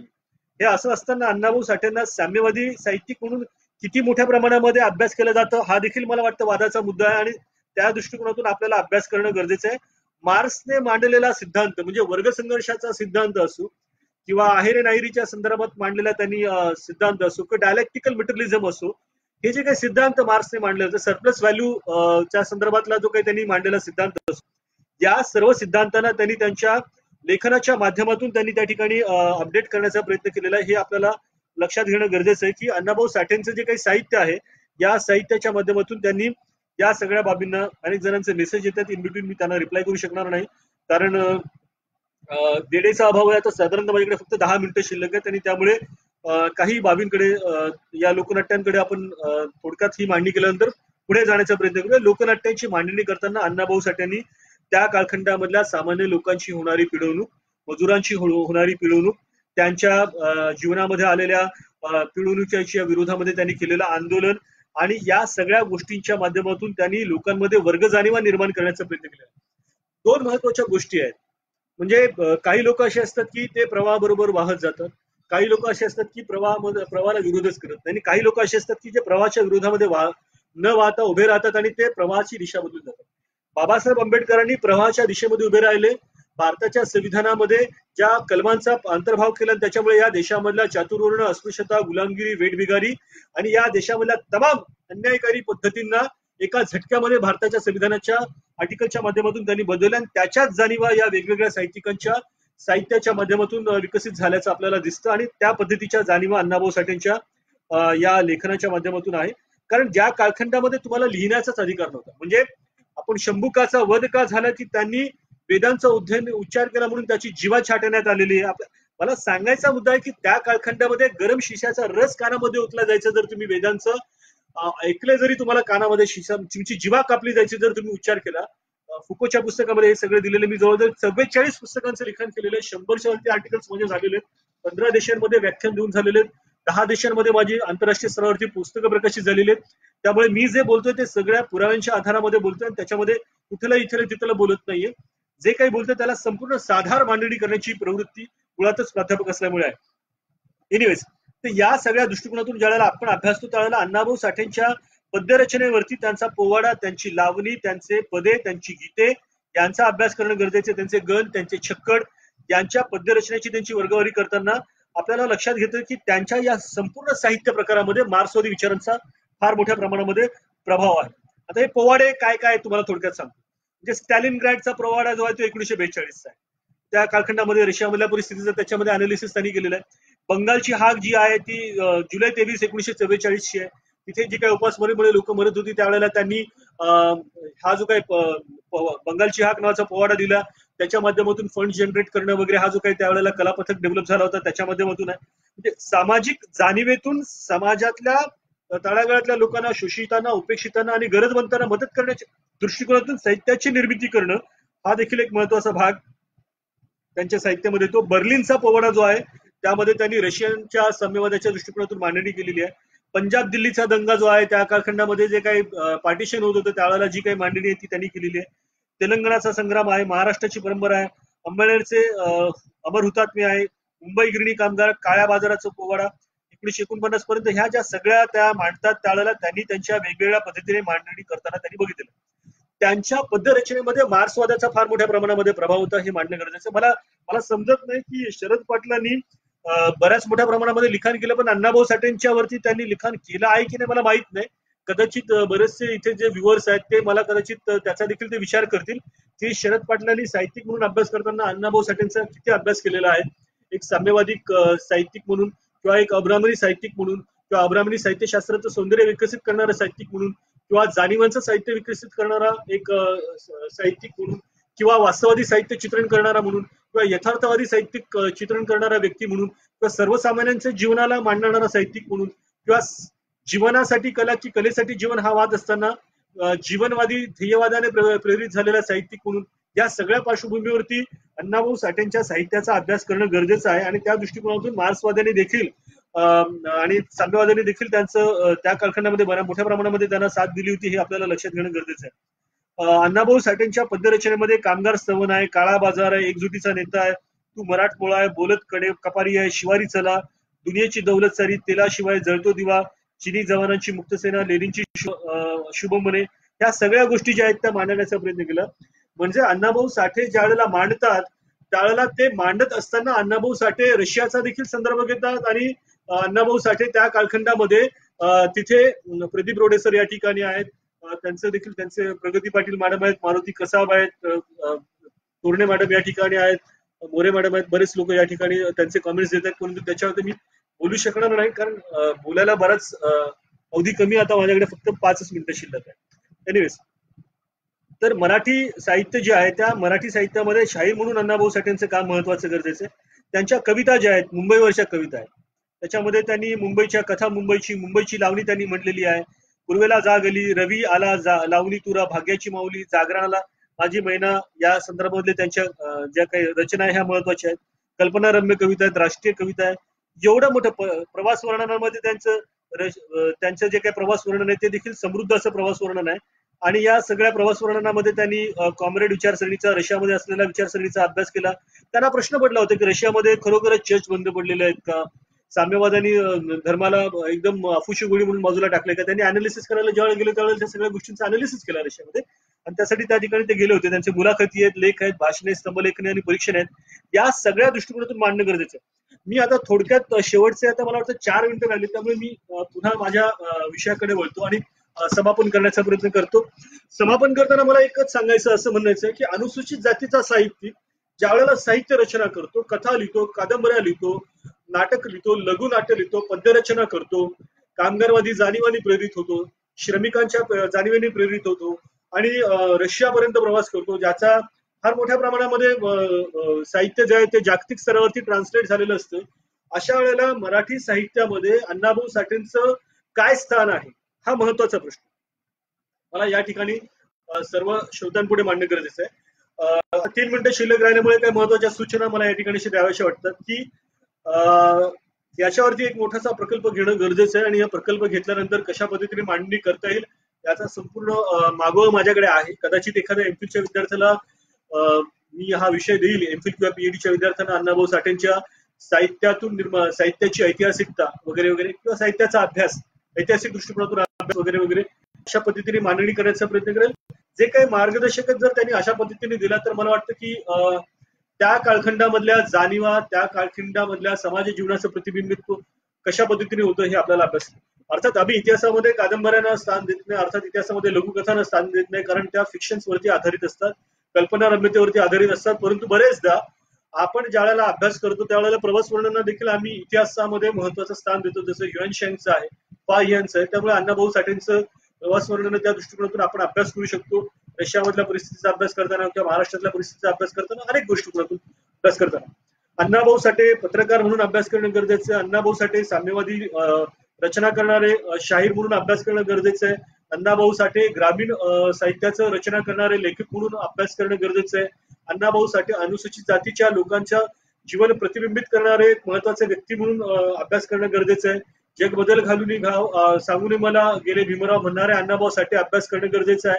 त्यांच्या कथेमधले नायक रामोशी समाजाचे आहेत, मान समाजाचे आहेत. त्यांच्या कथेमधले नायक हे अगदी परित्यक्त म्हणजे चुकीचा व्यवसाय करणारा महिला, हे जे मांडणारे अण्णाभाऊ साठे आहेत, ह्या अण्णाभाऊ साठेंना एका वेगळ्या दृष्टिकोनातून आपल्याला प्रतिबिंबित करणं गरजेचं आहे, जे जीवनवादी साहित्याला मांडतात. म्हणजे वि. स. खांडेकर जसं जीवनवादी साहित्यिक म्हणून मानतात, तसं एक जीवनवादी साहित्यिक म्हणून आपण अण्णाभाऊ साठेंना मानणार आहोत काय, त्यांच्या अभ्यासात त्यांच्या साहित्याचा अभ्यास करणार आहोत का, हा महत्वाचा गरजेचं आहे. डिजिटल स्वरूपामध्ये त्यांचं साहित्य जमा करणं गरजेचं आहे. आता मी जे काही मगाशी उल्लेख केला ते जे काही 14 लघुनाट्य त्यांचे अवेलेबल आहेत, त्यांच्या कथा अवेलेबल आहेत, त्यांच्या कविता अवेलेबल आहेत, त्यांचे पद्य अवेलेबल आहेत, या सर्वांचं संकीर्ण संकलन करणं गरजेचं आहे. ते संकलन केल्यानंतर डिजिटल स्वरूपामध्ये आपल्याला कुठे मांडता येईल का त्याच्यासाठी लोकांनी येणं गरजेचं आहे. केवळ ते माझ्या समाजातले म्हणून माझ्या समाजातल्या लोकांनी कार्यक्रम घेतला पाहिजे ही भूमिका नसली पाहिजे. जे जे अभ्यासक आहेत त्या सर्व अभ्यासकांना आपल्याला बरोबर घेतलं पाहिजे. 2 विद्यार्थ्यांनी पीएचडी केलेली आहे, औरंगाबादचे काही 2 विद्यार्थ्यांचा मी अभ्यास केला हे सगळं मांडणी करताना. तर त्यांच्या पीएचडी थिसिसचा आपल्याला अभ्यास करणं पण गरजेचं आहे की त्यांनी कशा पद्धतीने मांडणी केलेली आहे. आणि या सगळ्या पार्श्वभूमीवरती अण्णाभाऊ साठेंना एक महान साहित्यिक म्हणून आज या व्याख्यानमालेचं चौथं पुष्प गुंफत असताना मी डॉक्टर संदेश माधवराव वाघ, इतिहास विभाग प्रमुख, मुंबई विद्यापीठ तथा अध्यक्ष इतिहास व पुरातत्वशास्त्र अभ्यास मंडळ, मुंबई विद्यापीठ तथा माजी सदस्य सचिव, महाराष्ट्र राज्य अनुसूचित जाती जमाती आयोग, अण्णाभाऊ साठेंच्या साहित्याला, साहित्य कृतीला या ठिकाणी अभिवादन करतो, आदरांजली वाहतो. नमो बुद्धाय. जय भीम. धन्यवाद.